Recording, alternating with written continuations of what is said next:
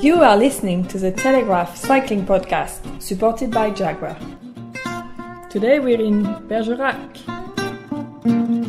Hello, I'm Richard Moore. I'm with Daniel Friebe. Hi. Lionel Birnie. Evening, Richard. Where are we, Lionel? We are standing on the, not quite the touchline, but we're at the Ville de Bergerac, US Bergerac Rugby Club Stadium. Quite a nice little stadium, a bit like a non-league football ground back in England. Pitch looking in magnificent condition, actually. Don't know much about... Well, it has had a lot of rain today. It has had a lot of rain today, yeah. Don't know much about US Bergerac, whether they're any good at rugby, but nice little ground, clubhouse. Richard and I missed out on the buffet and the free wine, unfortunately, today. But it's been one of those days, really.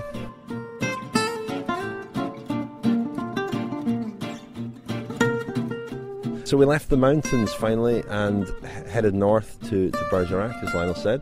And it was our first stage win for Garmin-Sharp. And before we discuss that, let's flag up an amazing competition prize that we're offering tonight. We're not going to give you the question now, so there's an incentive to listen to the end, but the prize is 2 VIP tickets for the finish of the Tour de France in Paris on Sunday and a hotel room, twin room I believe. This is courtesy of our friends at Sharp. We'll be giving you a question at the end of the podcast. It'll be first correct answer wins. Yeah, you'll have to move quickly to enter that competition. We'll announce, and then to Paris. And then we'll announce the winner as quickly as we possibly can on Saturday, and you'll have to make your way to Paris. I assume that is the travel included in the prize? Sadly, it's not included in the prize. So, if it will certainly suit someone who's maybe already in Paris or can get to Paris very easily. It's very easily accessible from all over Europe, of course. I mean, that would be even without the travel included, it's a wonderful prize, chance to see everything unfold on the Champs-Elysees on Sunday. Brilliant. Yeah, the VIP tickets I think get you into an enclosure close to the Place de la Concorde, I believe. The only slight hitch is you'll have to make small talk with Jasper Credland of Sharp Europe, who has very kindly donated the prize, and I'm sure he'll want to say hello at some point. But that's always a pleasant experience, isn't it? He's a very nice chap, and you'll be segregated from the likes of us, the media. We won't be allowed to get into that VIP bit, so it's actually a really nice, worthwhile prize. Come and look down at us. The Telegraph Cycling Podcast, supported by Jaguar. Subscribe on iTunes, listen on audiobook, and visit us at thecyclingpodcast.com.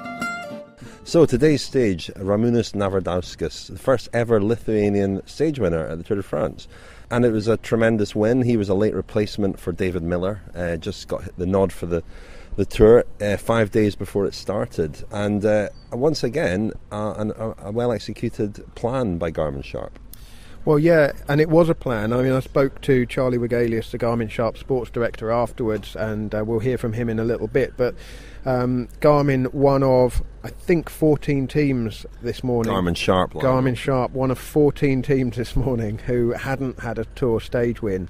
So this really is the last proper chance for the stage hunters, because the time trial will more than likely go to somebody like Tony Martin, who's already won a stage, and Sunday's stage on the Champs-Elysees, although Peter Sagan might have a chance for Cannondale, it may well go to somebody who's already won a stage. So today's the last realistic chance, and there was a lot of activity around the Garmin-Sharp bus because they had a lot of VIPs there this morning, 30 or 40 people from their current sponsors, potential sponsors, friends of the team, and there was a lot of sort of nervous energy around. And the only other thing I kind of noticed was that 3 or 4 of the riders were wearing the hard shell helmets, the more aerodynamic helmets. I know we made that comment about Jack Bauer, which Daniel mildly poo-pooed, that Jack Bauer might have won the stage had he been wearing... I thought it was me that poo-pooed it. Well, one of you, I forget who poo-pooed it, but it's one of those sort of complete unknowables, isn't it? But it was noticeable that they came out wearing the more aerodynamic helmets today, which gave a clue that they might be up to something.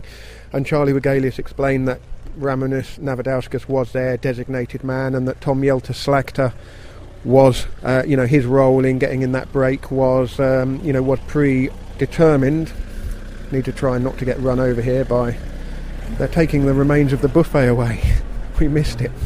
Yeah, it was predetermined, and Navardauskas was their protected rider, and he does an awful lot of the legwork in the team, dropping back for bottles and capes and stuff on wet days like today. And they had to they had to basically stop him from doing that. He wanted to go back in the early part of the stage and do his normal work, and they were like, well, no, you're the protected rider for the end. So that gives an indication of what sort of selfless kind of guy he is. I don't think when these plans come off, every team will start at the stage of the plan, and when these plans come off, as they rarely do, there's obviously an awful lot of praise and credit. I don't know how specific it was in terms of the actual tactics. Very specific. Well, that's not what I heard from Tom Jelter-Slagter, who apparently, when he was away, he broke away from the breakaway. He got away on his own, and he was on the climb on his own, and he turned around and saw a rider approaching him and thought, oh no.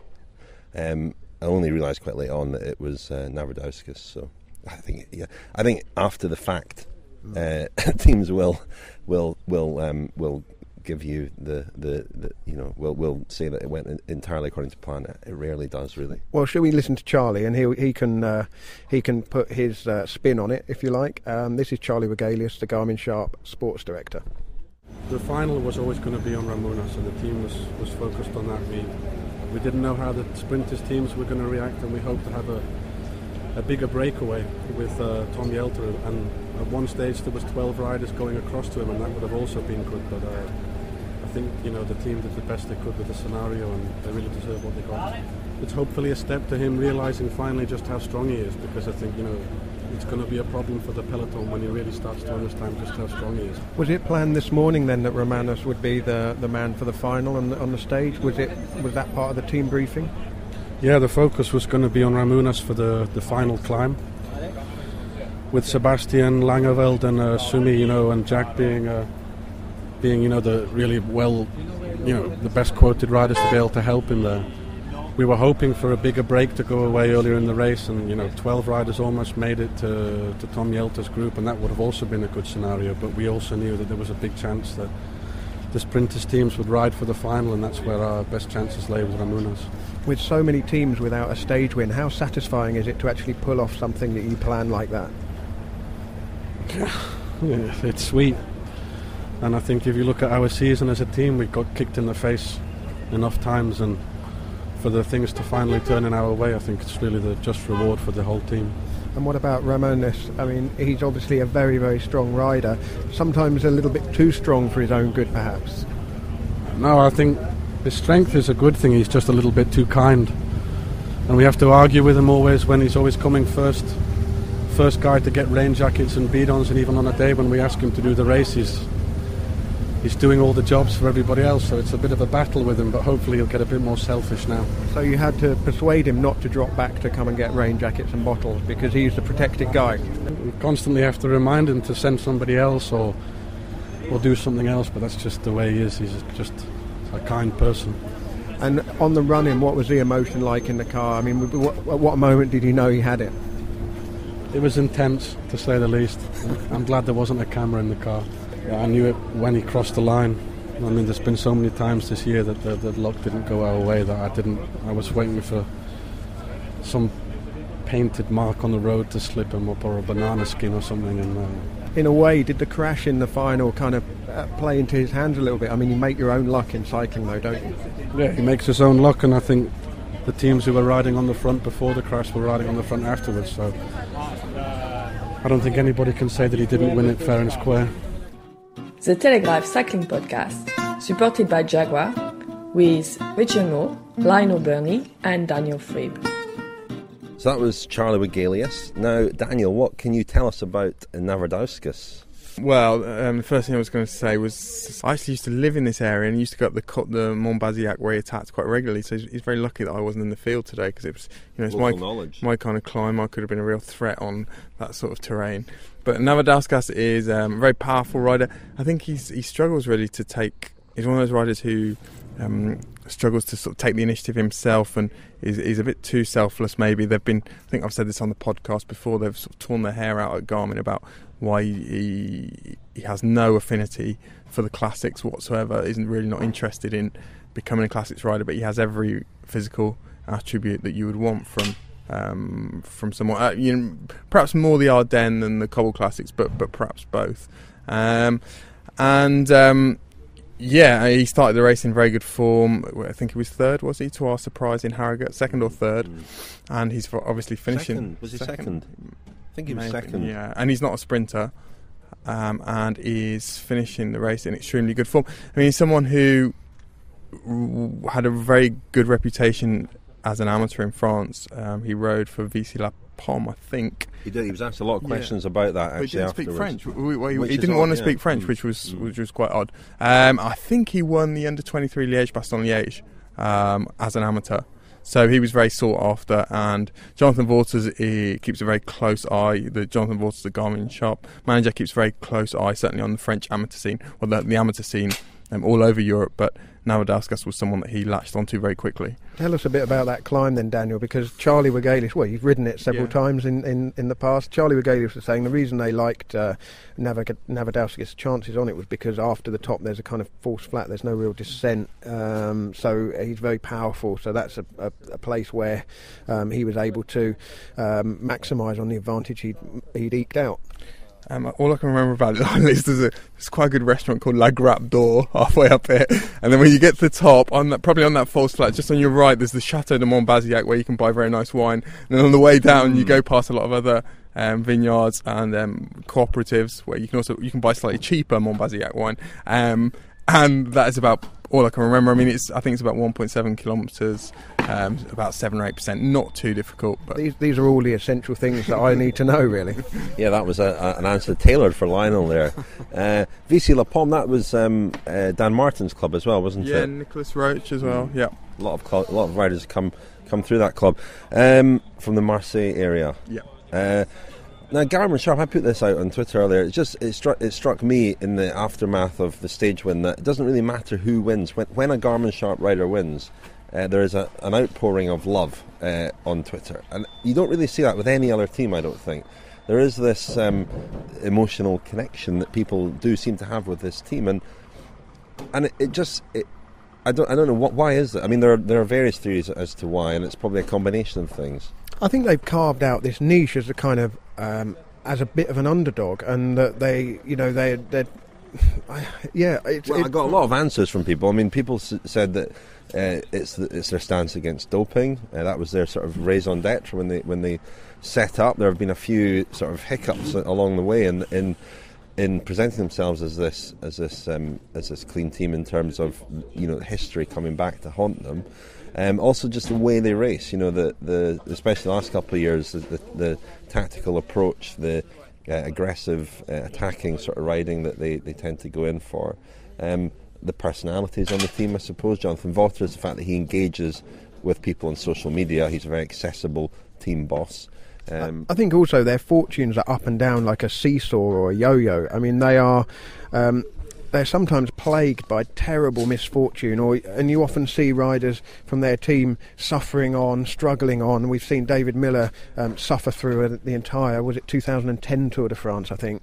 Things like that don't go unnoticed. I mean, even Talansky in this tour, on the verge of abandoning and then getting back on his bike and then pulling out the next day. Things like that do resonate, I think, with spectators. What's interesting is it's not just fans, it's also journalists. A lot of journalists, particularly maybe US ones, but there's a connection there. I mean, they'll probably be described as plucky underdogs, but they're more like preppy underdogs. A lot of them are quite sort of well educated and can speak very well, and certainly very media savvy, and I think journalists probably appreciate that, right? Yeah, there's always a nice feeling around their bus, isn't there? They are one of the more open teams in terms of being happy to mix with the media in the mornings and talk, and I think that does go a long way in the end. It does, yeah. I mean, it's an interesting one, isn't it? You could contrast them with Team Sky, as a few people did, in all these areas, really. Budget as well as a consideration. They're known not to have one of the biggest budgets in the sport. You look at Dave Brailsford and Jonathan Vaughters actually have a lot in common, I think. But Vaughters is very, very active on Twitter and social media and engages with people a lot, and Brailsford doesn't at all. And it's just an interesting, whether a lot of people did mention the engagement with Wouters, who's the figurehead of the team, and maybe that has been a significant factor. Yeah, and they're quirky as well, aren't they? Sky are very much the kind of they'd have a more corporate type appearance, the black and the blue line, and Garmin-Sharp with the Argyle pattern on their jersey. It's slightly affected, isn't it? It's like somebody who wears a sort of wacky hat, but it does seem to appeal to people. Yeah, one thing Sky are definitely not is kind of geek chic, or they've never embraced anything like that. And the burrito parties spring to mind from Garmin-Sharp's rest days. They invite the press for a burrito party. I don't think. What would you get at Team Sky? You get an update of distilled water, probably. Distilled water and Microsoft Excel and some probiotic yogurt. Bit harsh, perhaps, but I'd quite like all of those three things. Let's on the subject of Sky. Let's drift away from today's stage of the tour. We'll return to that in a moment, and also look ahead to the time trial, and also give you our competition question. But at the Sky bus this morning, the subject was once again Bradley Wiggins. He's been talked about a lot for someone who's not actually riding the tour, but he said at the Commonwealth Games in Glasgow that he probably wouldn't ride the tour again, that he probably wouldn't ride a Grand Tour again, and he saw the rest of his career being all about the track and the team pursuit at the Rio Olympics in 2016. So I spoke to Dave Brailsford at the Sky bus this morning about those latest comments. Bradley Wiggins, he has said that he's probably not going to ride another Grand Tour, and that it'll be about the track for him. Have you had that conversation with him, or? No. Will you have that conversation with him? Yes. Now he's out of contract at the end of the year. Is there a chance he'll stay at Team Sky next year? Well, we're talking to Bradley and his management team, and ideally we'd like to find a solution to support him through to Rio, and exactly what that would look like. I don't think it'd be a normal, straightforward road contract. So I think it'd be more creative in terms of what would help him get to where he needs to be for Rio. But we'd certainly like to get behind him and support him with that. It sounds like you're on side then with this idea that the track will be his priority for the rest of his career. Well, certainly I think he's made it quite clear, hasn't he, himself, that he'd like to finish in Rio. If you want to get there and get to the level required, I think, they saw yesterday that they've got some good foundations, but they've got some work to do as well. And in order to get to that level of performance, then you're going to have to focus on it, a bit like we know that Geraint and Pete Kennett did in London. It takes a dedicated, season and a half, really, to really give it a crack. Would you be sorry to not see Bradley in another Grand Tour? Do you think he's got another Grand Tour in him? I think that's down to him, really. I think physically he has, I'm sure, but you got to. It's hard work to get ready for a Grand Tour, and if you're focused on trying to develop team pursuit specific ability, maybe you'd go more towards prologues, time trials, and that type of effort. But you're going to need the background work anyway. But I think very much down to Brad, really. I think if he can make the sacrifices of going to altitude, the weight control, all the other things that you need to do in order to be able to ride a Grand Tour, then I think only he can answer that. You're listening to the Telegraph Cycling Podcast, supported by Jaguar. So we heard there from Dave Brailsford responding to Bradley Wiggins' latest comments. And Lionel, you were making the point that, when was the last time a rider perhaps ended his Tour de France career on the Champs-Élysées in the yellow jersey? Lance Armstrong almost did it, but I don't know if we include that anyway. But then he came back again, of course. And that's a very unusual sort of outcome to his career. He said he wants to do the team pursuit. I think he's been very hurt this year by non-selection for the Tour and by his general sort of increasingly marginal status at Team Sky. Although I've heard sort of whispers and rumours about just how willing or otherwise he was to buy into the preparation for the Tour, even just to be a member of the team. Altitude training camps in Tenerife were obviously a staple of his preparation in 2012. Apparently it was his decision not to go to Tenerife for altitude training this year, that he preferred to stay with his family. And that's something that all the other riders in the Tour team and others too committed to. Well, yeah, of course. And Wiggins, he's made these grand statements. I remember 2009 when he finished fourth in the Tour de France, just missing out on the podium. And he made the big statement, you'll probably not see me on a track again. And now he's back on the track. saying you'll probably not see me in a Grand Tour again. In 2007, of course, he said you'll not see me at the Tour again. Yeah, I mean, that's right. Yeah, after he'd gone home once Cofidis had all pulled out. Yeah. So sometimes, I think, Daniel, you made the point, how seriously should we take this comment from Bradley Wiggins with a pinch of salt, perhaps. But you can't really see him coming back to the Tour or being in any Grand Tour as a contender, having missed 2 years in a row.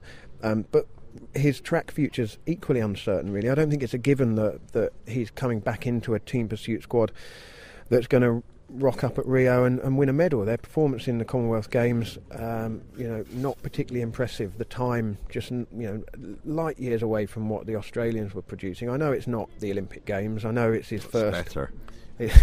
Yes, it's obviously better than the Olympics, but it's one of those questions that will just go on and on. And in the end, it's up to Bradley Wiggins to decide what it is he wants to do. And if he's going to stay at Team Sky, I would have thought that a track focus for 2 years is probably just about all he would be able to. That would be the role he would be able to fulfil. Just finally on this, you need to be really, really fast to do a good team pursuit. And Wiggins is more of an endurance athlete, always has been. And I remember Tim Kersten saying that when he was training him, he assumed he would have a higher sort of top-end speed, and he doesn't. He's actually somebody who probably should have always been a road endurance rider. He became a great track rider because that's what he did, and as a youngster, that's what he did a lot of. So he was almost moulded into something that his physiology was perhaps not best suited for.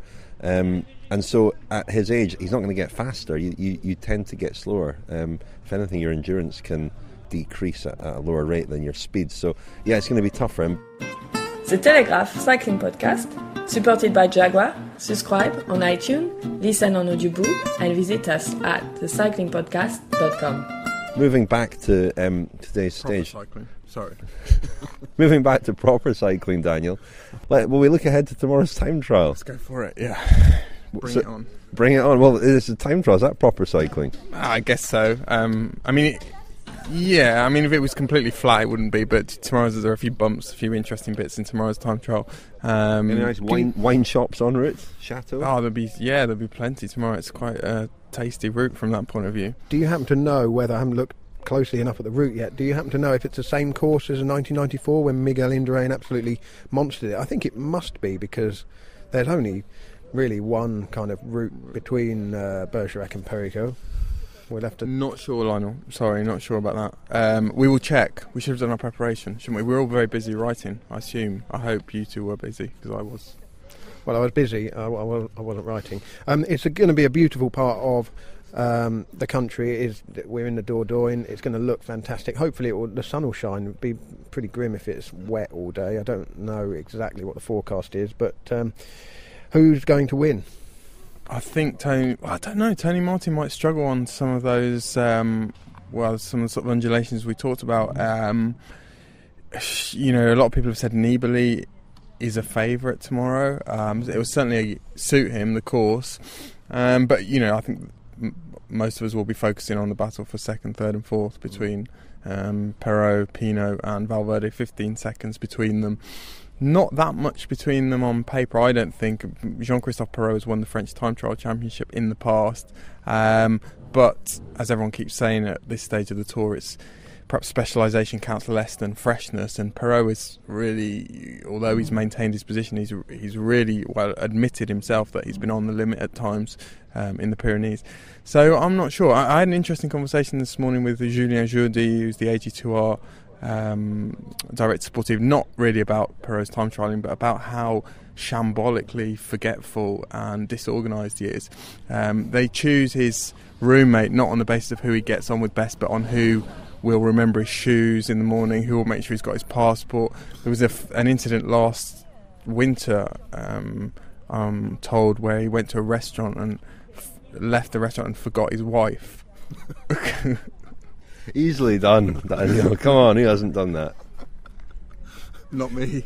So who is going to be second and third on the podium then?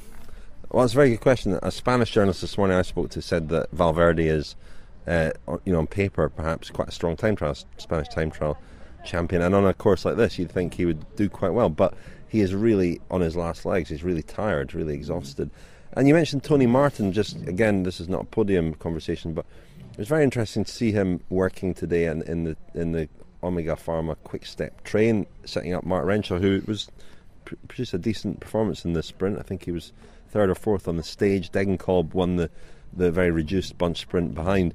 But it's quite surprising in a way to see Tony Martin working in that group, given that he, as we've heard from some people on the race, has a tendency perhaps a day or two before time trials to really sort of take it easy. We've seen Cancellara do that as well, really treat it almost like as much as he can a rest day. So I don't know, maybe he's obviously been in great form at this tour. You'd expect him to be up there, but perhaps not at his very, very best tomorrow. As for the podium, I think I would love to see Pinot finish second on the tour. I think it would be a great story. That's the best story, isn't it? I think if Perot sort of pips Pinot for the podium, for the second place in the podium, it wouldn't have quite the same sort of emotional force as this story of the French Renaissance, as it being sort of Pinot getting the runners up spot. But I don't know. I don't know. I think you've got mixed feelings about this. But as you said, Daniel, fourth would still be a fantastic result for Pinot. Yeah, I think if you're Thibaut Pinot, surely you want to finish as high as you possibly can. But I think, as I've made the point a few days ago, it might be slightly counterproductive if he were to finish second, because that will inevitably make people expect him to be up there challenging. And next year's Tour de France, if all goes according to plan, we could be seeing Nibali, Alberto Contador, Chris Froome, Nairo Quintana. There's other riders coming up. The battle for the podium next year will be, I would assume, more intense. Although, of course, crashes and illness and everything we've seen in this tour, it really has been a war of attrition. Well, I mean, it has. The phrase you've used, Daniel, decaffeinated tour. There's no getting away from that. And, there's a chance here that Pinot has to finish second in the Tour de France, and that might not be a chance that presents itself again. It reminds me a little bit of, don't want to say it particularly because there are unfortunate connotations, but Bobby Julich in the 1998 Tour de France. The whole top 10 that year, people like Axel Merckx, Giuseppe De Grande, Jean-Cyril Robin, they never got close to a top 10 in the Grand Tour again. I mean, obviously that was the EPO tour, and Julich subsequently admitted that he'd use EPO, not making any comparisons, but there were a lot of sort of top riders who were missing for one reason or another from that race, and it did distort the final picture. What are your predictions, Daniel? I don't know. I'm just thinking about another interesting subplot tomorrow will be the sort of technological battle. Pierre Rolland, when he finished fourth in the Giro earlier this year, he made comments to the effect that the French teams might still be behind in terms of technology, in terms of development of bikes, and he said that time trialling now is basically akin to Formula One. And Movistar are a team who have really upped the ante in time trials over the last 2 years. They've had numerous riders that have come to their team and really improved quite drastically in time trials. Tomorrow will be a test for FDJ. They're doing a lot more work these days on sports science, and so are AG2R La Mondiale. I mean, they've credited that sort of those intensified efforts in sports science with some of their success this year. But tomorrow will give us some idea of how far they've come in that area, I think. You're listening to the Telegraph Cycling Podcast, supported by Jaguar. Tweet us at cycling_podcast. Okay, you're listening to the Telegraph Cycling Podcast, supported by Jaguar, and it's competition time. This is a competition kindly provided by Sharp, and it is to win 2 VIP tickets for the finish of the Tour de France in Paris on Sunday, and a hotel room Sunday night. So, that's for 2 people, by the way. So the question is, name the riders who have worn the yellow jersey in this year's tour. Name the riders who have worn the yellow jersey in this year's tour. Can we say how many there were, or should we let people figure that out? Let's keep it really challenging. Okay. And how are people going to enter? Well, you can't enter, Lionel, just so you know. I do need a hotel room in Paris on Sunday night. Tough. Please tweet at cycling_podcast. and hashtag Sharp Honey Badger. Talk about shoehorning in the. It was going to be. It was going to be hashtag Honey Badger, but then Jasper Credland of Sharp had the ingenious idea of inserting a Sharp at the front of that. So it's very important you get that right, or you'll not be eligible for the prize. Hashtag Sharp Honey Badger. Has Jasper previously used that name as his profile on a dating website? It sounds like he might have done. Sharp Honey Badger. Should just explain the Honey Badger is Ramūnas Navardauskas' nickname. We should have explained that, actually. Yeah, that is his nickname. Why is he called Honey Badger? I think it's just because he's tough, isn't it, and kind of fierce. Not the first badger we've had at the Tour de France, of course. And I was reminded today, we were talking about this thing that we've been talking about a lot, about Tour de France winners crashing or not. And I think the last Tour winner to suffer a really bad crash en route to the to Paris was Bernard Hinault in 1985, last French winner. But he crashed in Saint-Etienne, broke his nose, and then he got ill after that as well. But I think that we were talking to a couple of people this morning who thought that was maybe the last time that the Tour winner arrived in Paris with crash wounds. So anything else to wrap up today? Well, while we're in competition mode, we ran a competition a few days ago to win a framed print of Simon Gill's photograph of the peloton making its way up the Côte de Buttertubs on the first day of the Tour in Yorkshire. If you were in Yorkshire, that would have made a very nice souvenir of your visit there.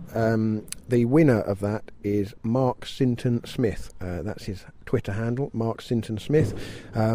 If he could get in touch with us, send us a direct message on Twitter and we will arrange for the framed picture to be sent to you. It's quite large, so I think it's 30 inches by 24 inches or something. Nice. Now, you've still got your other competition as well, Lionel, the Name Your Dream Tour de France team, and I think we're seeing Dave Brailsford tomorrow to cast his eye over that. Well, he's had a look through, but he hasn't picked a winner yet. He did have some interesting say, didn't he? About he did say that the impression you get from TV is different to being in the race itself in terms of which riders do what and do how much. He did mention some names, didn't he, as being particularly impressive, who you don't necessarily see.